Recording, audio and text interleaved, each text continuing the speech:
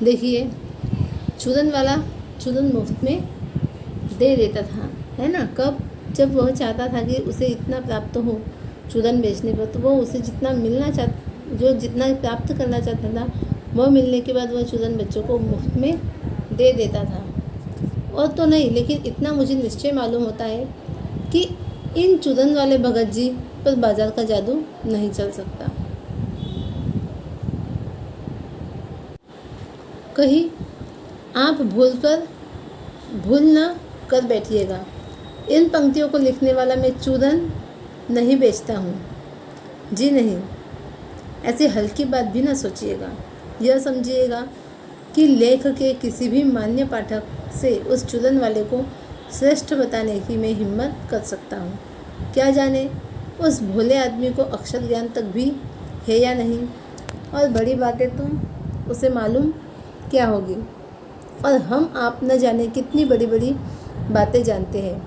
इससे यह तो हो सकता है कि वह चूरन वाला भगत हम लोगों के सामने एकदम नाचिज आदमी हो, लेकिन आप पाठकों की विद्वान श्रेणी का सदस्य होकर भी मैं यह स्वीकार नहीं करना चाहता हूँ कि उस अपदार्थ प्राणी को वह प्राप्त है जो हम में से बहुत कम को शायद प्राप्त है। उस पर बाजार का जादू वार नहीं कर पाया। यहाँ बताया गया है, देखिए, कि वह जो चूरन वाला एक साधारण सा व्यक्ति है, हो सकता है उसे अक्षर ज्ञान नहीं होगा, है ना। हो सकता है वह बड़ी बड़ी बातें नहीं जानता होगा, लेकिन हम आप ऐसे कई बड़ी बातें जानते हैं, हमें अक्षर ज्ञान भी है, लेकिन उस चूरन वाले व्यक्ति के पास जो है वह हमारे पास नहीं है।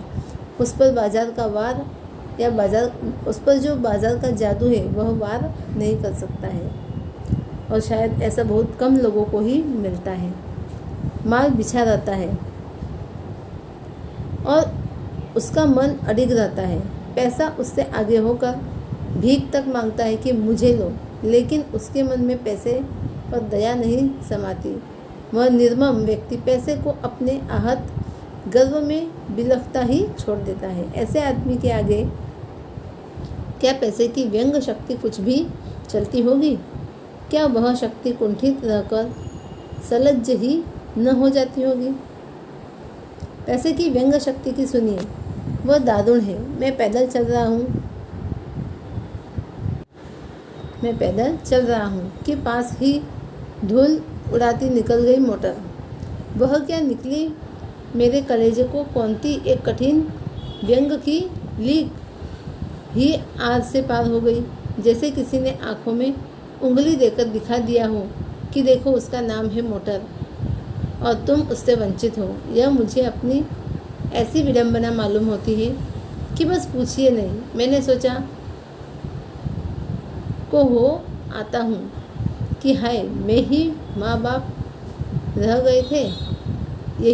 रह गए थे जिनके यहाँ मैं जन्म लेने को था। क्यों न मैं मोटर वालों के यहाँ हुआ। उस व्यंग में इतनी शक्ति है कि ज़रा मैं मुझे अपने सगों के प्रति कृतज्ञ कर सकती है, लेकिन क्या लोक वैभव की यह व्यंग शक्ति उस चूरन वाले अकिंचित कर मनुष्य के आगे चूर चूर होकर ही नहीं रह जाती? चूर चूर क्यों कहो, पानी पानी। तो वह क्या बल है जो इस तीखे व्यंग के आगे ही अजेय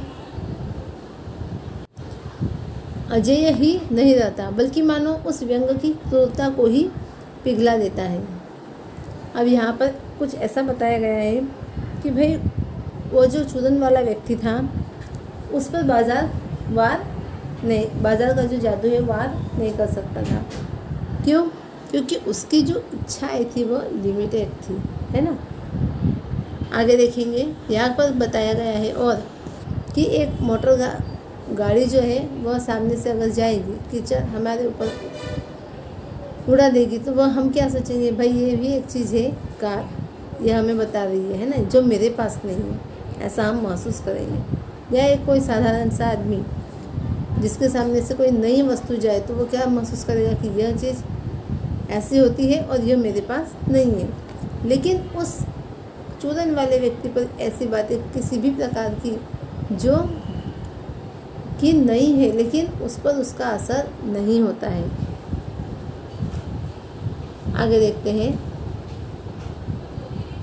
लेकिन क्या लोक वैभव की यह व्यंग शक्ति उस चूरन वाले अकिंचित कर मनुष्य के आगे चूर चूर होकर ही नहीं रह जाती?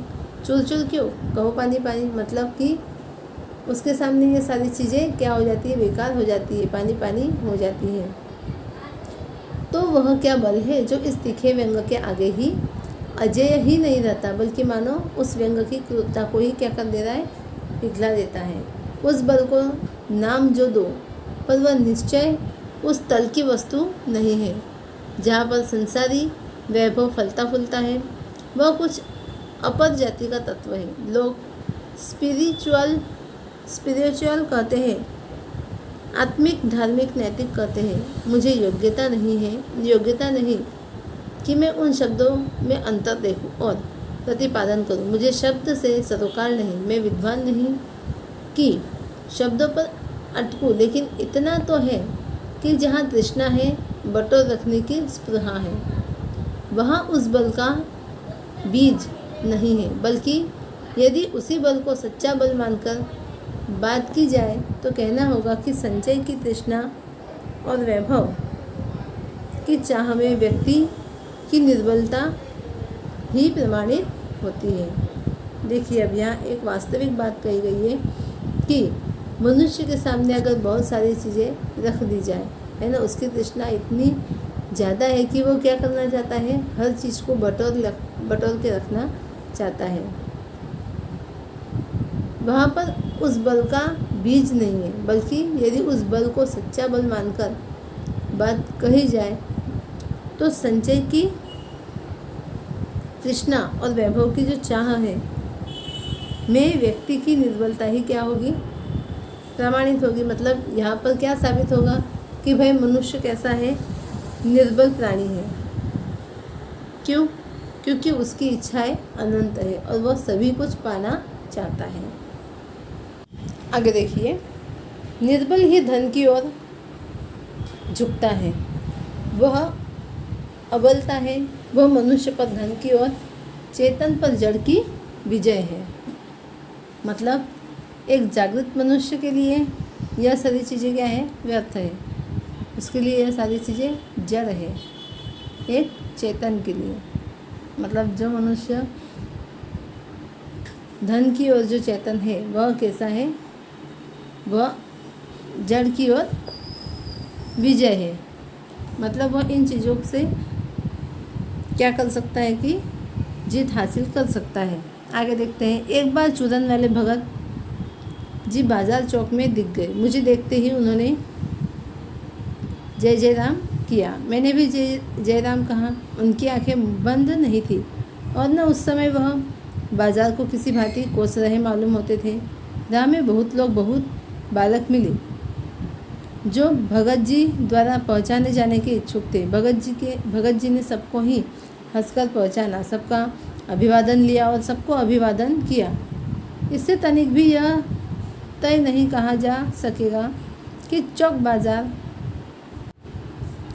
बाजार में होकर उनकी आंखें किसी से भी कम खुली थी, लेकिन भौचक के रहने की लाचारी उन्हें नहीं थी। व्यवहार में पसो पेश उन्हें नहीं था और खोए से खड़े नहीं वह रह जाते थे। भांति भांति के बढ़िया माल से चौक भरा पड़ा है।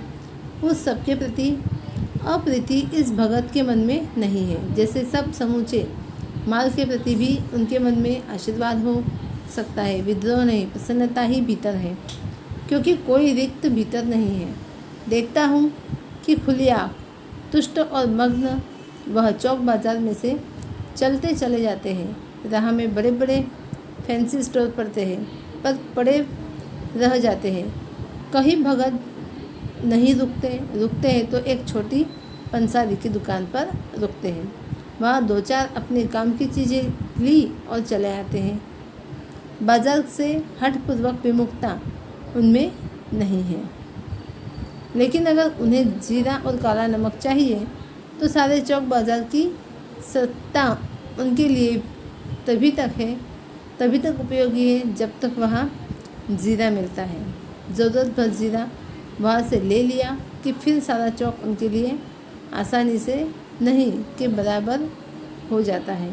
वह जानते हैं कि जो उन्हें चाहिए वह है जीरा, नमक, बस इस निश्चित प्रतीति के बल पर शेष सब चांदनी चौक का आमंत्रण उन पर व्यर्थ होकर बिखरा रहा है।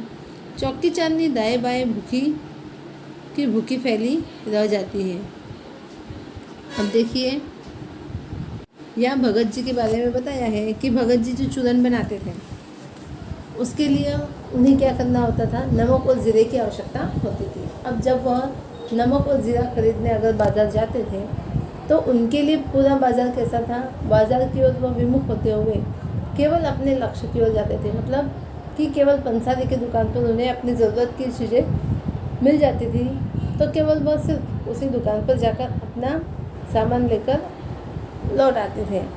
बाकी चीज़ें उनके लिए कैसी थी, व्यर्थ थी। मतलब बाकी जो बाज़ार अपनी चकाचौंध से भरा हुआ है उन्हें निमंत्रित कर रहा है लेकिन फिर भी उन पर उसका कोई असर नहीं होता है। हम जैसा आम इंसान अगर बाज़ार जाए तो बाज़ार की चकाचौंध में फंस जाता है, लेने कुछ और जाते हैं और ख़रीद कुछ और लाते हैं, ऐसा हो जाता है। लेकिन यहाँ पर भगत जी पर उसका असर नहीं होता है।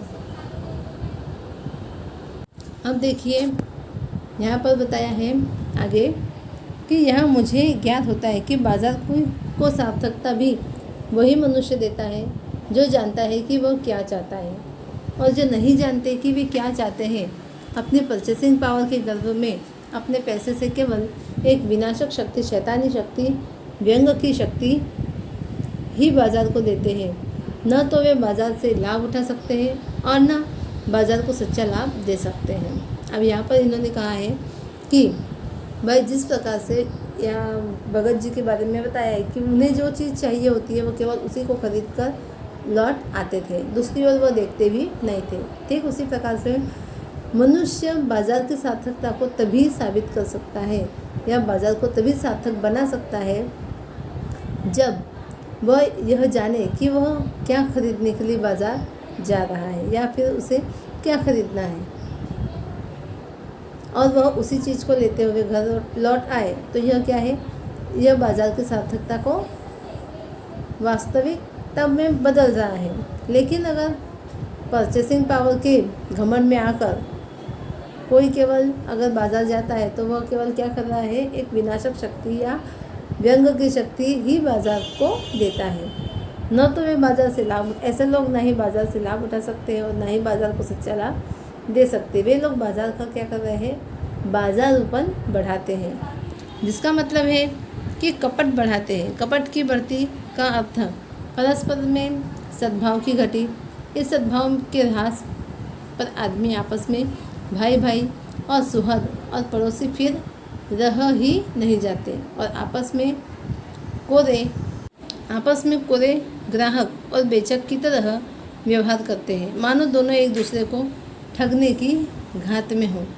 एक की हानि में दूसरे का अपना लाभ दिखता है और यह बाज़ार का बल्कि इतिहास का सत्य माना जाता है।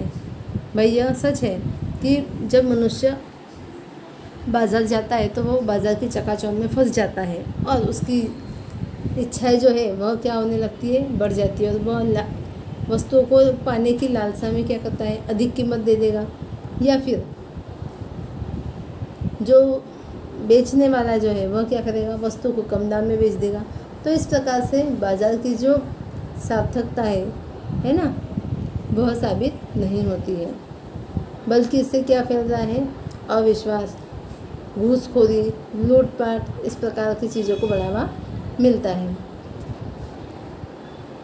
सत्य माना जाता है ऐसे बाज़ार को बीच में लेकर लोगों में आवश्यकताओं का आदान प्रदान नहीं होता बल्कि शोषण होने लगता है। इससे क्या होता है, बाज़ार में लोगों का शोषण होता है, तब कपट फैलता है और कपट ही क्या हो रहा है, जीत रहा है, निष्कपट उसका शिकार हो जाता है।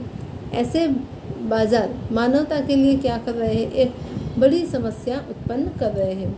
जो ऐसे बाज़ार का पोषण करता है, जो उसका शास्त्र बना हुआ है, वह अर्थशास्त्र सरासर कैसा है, उल्टा है। वह मायावी शास्त्र है वह अर्थशास्त्र और नीति शास्त्र है।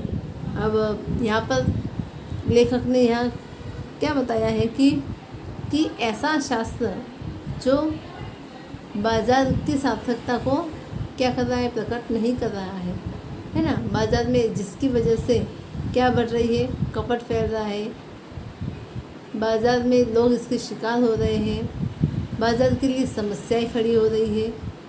तो यह शास्त्र कैसा शास्त्र है, एक अनीति शास्त्र है, मतलब सही नहीं है, ऐसा लेखक कहते हैं। क्यों?